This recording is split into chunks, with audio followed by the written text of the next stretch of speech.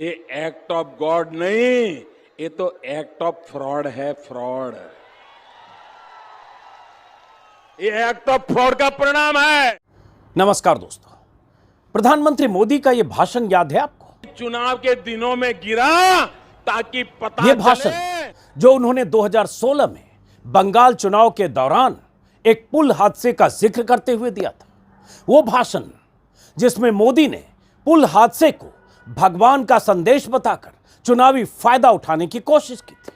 आज करीब 6.5 साल बाद जब गुजरात में चुनाव से 1 महीने पहले मोरबी में पुल हादसा हुआ है, तो मोदी को लोग उनका वही भाषण याद दिलाकर सोशल मीडिया पर लगातार सवाल पूछ रहे हैं। और पूरी भक्त बिरादरी उस पुल हादसे के लिए सरकार और सिस्टम को जिम्मेदार ठहराने की बजाय वहां मौजूद लोगों पर ठीकरा फोड़ने की मुहिम में जुटी है।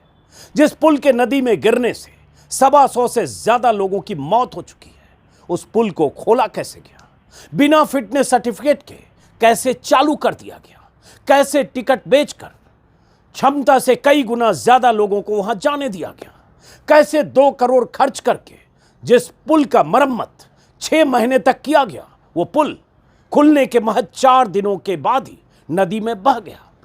जिस गुजरात मॉडल का ढिंढोरा पूरी दुनिया में सालों साल तक पीटा गया है, उस गुजरात का ये कौन सा मॉडल है कि इतने लोगों को की मौत के बाद भी जिम्मेदारी तय करने की बजाय हादसे के शिकार हुए लोगों को ही जिम्मेदार ठहराने की साजिश रची जा रही है? सवाल तो ऐसे कई हैं, लेकिन मोदी भक्तों की जमात एक पुराने वीडियो को वायरल करके सरकार के बचाव में जुटी है। कल देर शाम हादसे के बाद से आज सुबह तक मीडिया का एक बड़ा तबका भी प्रधानमंत्री मोदी से सवाल पूछने की बजाय, गुजरात सरकार से सवाल पूछने की बजाय कहानी रचने और बुनने में जुटा रहा। सुनिए पहले मोदी जी ने क्या कहा था। एक्ट ऑफ गॉड नहीं, ये तो एक्ट ऑफ फ्रॉड है। फ्रॉड, ये एक्ट ऑफ फ्रॉड का परिणाम है। ये एक्ट ऑफ गॉड तो उस मात्रा में जरूर है क्योंकि चुनाव के दिनों में गिरा ताकि पता चले कि आपने कैसी सरकार चलाई है। इसलिए भगवान ने लोगों को संदेश दिया है कि आज ये ब्रिज टूटा, कल ये पूरा बंगाल ऐसे ही खत्म कर देगी, इसको बचाओ। ये भगवान ने सुन लिया भेजा। जब गैर बीजेपी राज्य में कोई पुल गिरता है तो प्रधानमंत्री मोदी क्या बोल सकते हैं? उसी का बानगी है उनका यह भाषण। मोदी के मुताबिक पुल गिरा तो भगवान ने लोगों को संदेश दिया था कि ममता ने कैसी सरकार चलाई है। तो चुनाव तो गुजरात में भी है, वहां भगवान क्या संदेश दे रहा है, यह मोदी से कौन पूछेगा? कौन पूछेगा कि महीनों की मशक्कत के बाद महज 4 दिन पहले चालू हुए केबल ब्रिज पर लोगों की मौजूदगी से यह ब्रिज टूट कैसे गया? आज के अखबारों में मोरबी पुल हादसे की सुर्खियां हैं, कुछ जानकारियां हैं। सोशल मीडिया पर पुराने वीडियो को हादसे के ठीक पहले का बताकर गढ़ी जा रही कहानियां हैं। इन सब के बीच सैकड़ों परिवारों में मातम है, जिनके घर का कोई बच्चा, कोई परिजन, कोई दोस्त, कोई रिश्तेदार मोरबी पुल हादसे का शिकार हो गया। कितने बेशर्म, पत्थर दिल और अंधभक्त होंगे वो लोग जो गुजरात में मोरबी केबल ब्रिज हादसे के बाद भी सरकार और सिस्टम को जिम्मेदार ठहराने की बजाय टोपी ट्रांसफर की थ्योरी कल देर शाम से आज सुबह तक गढ़ते रहे, अभी भी गढ़ रहे होंगे। 125 से ज्यादा, लगभग 140 लोगों की मौत हो चुकी है। घेराबंदी सरकार की होनी चाहिए, लेकिन सरकार के बचाव के रास्ते तलाशे जा रहे हैं। चूंकि यह हादसा मोदी के गुजरात में हुआ है, इसलिए प्रशासन की लापरवाही पर लीपापोती का खेल हादसे के तुरंत बाद से चालू है। मोदी के गुजरात मॉडल पर लहलौट होने वाला मीडिया भी सरकार को घेरने की बजाय पुराना वीडियो दिखाकर पुल पर गए लोगों को ही हादसे के लिए जिम्मेदार ठहराता रहा। यह भी कहने की कोशिश की गई कि चंद लोगों ने साजिश रची, जो पुल पर थे उन्होंने पैर मारकर पुल को गिरा दिया। मोदी भक्तों की जमात इसी तरह के वीडियो वायरल करती रही, जिसमें कुछ लड़के उस केबल ब्रिज पर उछलते कूदते दिख रहे हैं। कहा गया उनकी उछल कूद की वजह से पुल टूट गया। 2 करोड़ की लागत से महीनों की मरम्मत के बाद 6 महीने तक पुल को बंद करने के बाद 4 दिन पहले 26 अक्टूबर को इस झूलते हुए पुल को चालू किया गया था। पुल की क्षमता जितनी थी उससे कई गुना लोगों को टिकट बेचा गया। 100 की जगह 500 से ज्यादा लोग पुल पर पहुंच गए। कहा जा रहा 400 से 500 बच्चे, महिलाएं, बुजुर्ग, हर उम्र के लोग जब पुल पर आवाजाही कर रहे थे तभी 2 करोड़ की लागत से मरम्मत किए गए इस पुल समेत सैकड़ों लोग नदी में समा गए। अब तक कहा जा रहा है लगभग 140 मौतें हो गई हैं। लाशें तलाशी जा रही हैं। कोहराम मचा है। कई एजेंसियां रेस्क्यू ऑपरेशन में जुटी हैं। लेकिन इसके बाद सवाल कई हैं। सरकार की तरफ से जांच के आदेश दिए गए।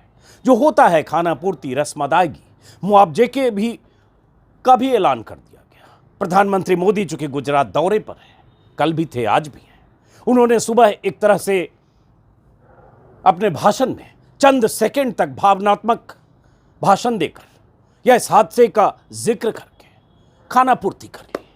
लेकिन 140 से ज्यादा मौतें, जिनके घरों में, जिनके परिवार में, जिनके परिजनों की मौतें हुई हैं, जिनके घरों में मातम है, उसकी जिम्मेदारी कौन लेगा? और ये अगर मोदी के गुजरात में ना हुआ होता तो क्या प्रधानमंत्री मोदी ऐसे चंद शब्द खर्च करके, कुछ भावनात्मक बातें करके बस खाना पूर्ति करके चले गए होते या चले जाते? नहीं।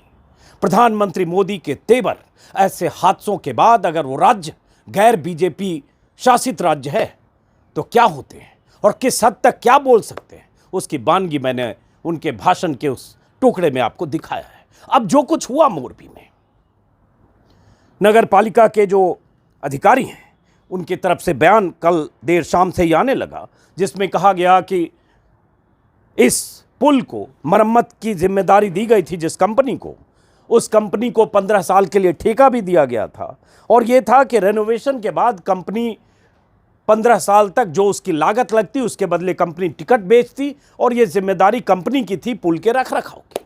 लेकिन कहा जा रहा है, नगर पालिका के अधिकारियों की तरफ से बयान आया कि बिना फिटनेस सर्टिफिकेट के, बिना क्लियरेंस के, बिना एनओसी के पुल को 4 दिन पहले चालू कर दिया गया।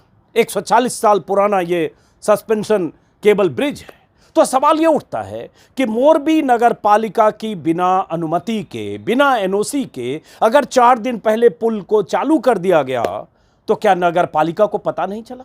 क्या स्थानीय प्रशासन को पता नहीं चला?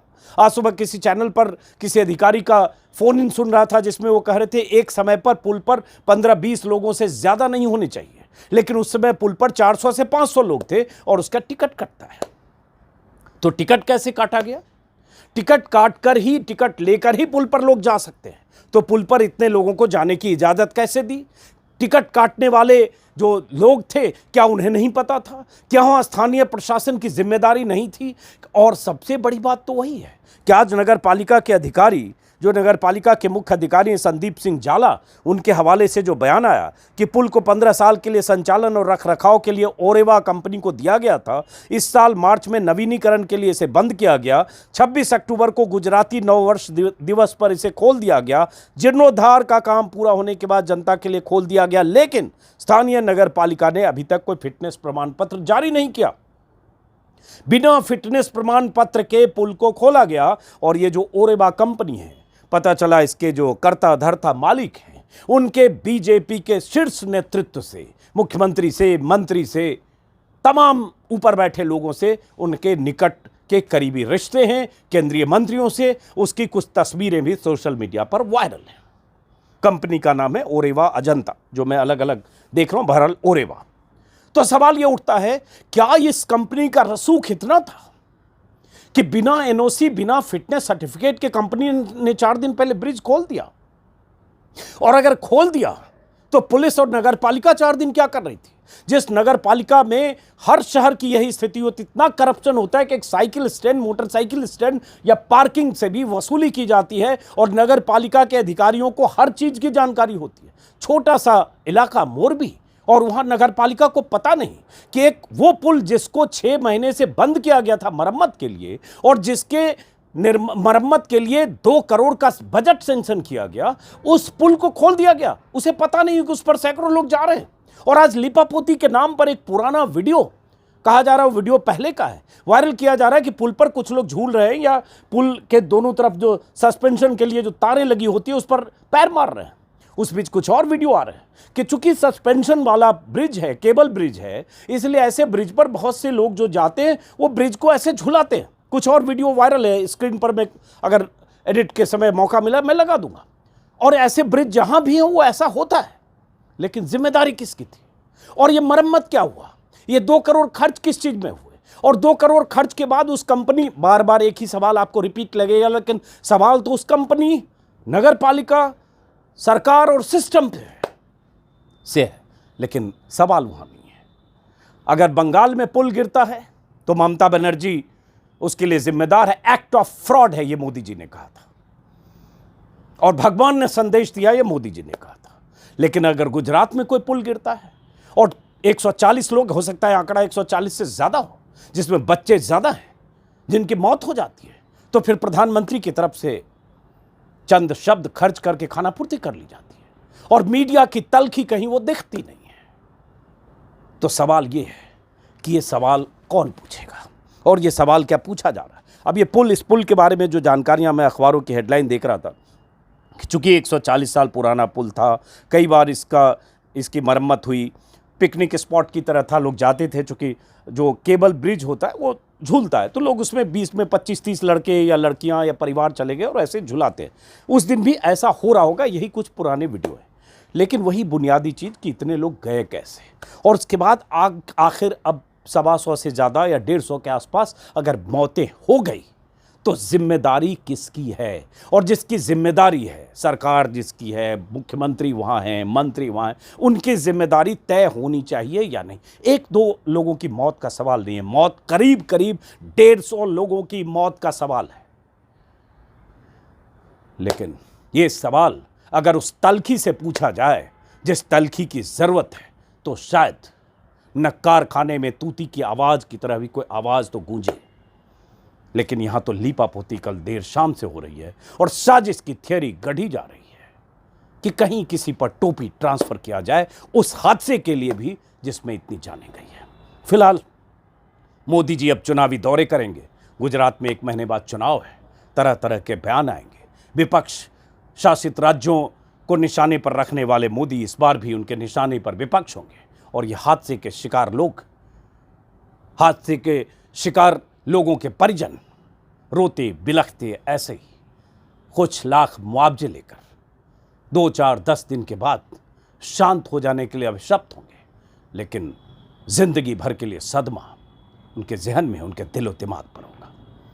फिलहाल इस वीडियो को खत्म करते हैं, फिर मुलाकात होगी किसी और वीडियो में। नमस्कार।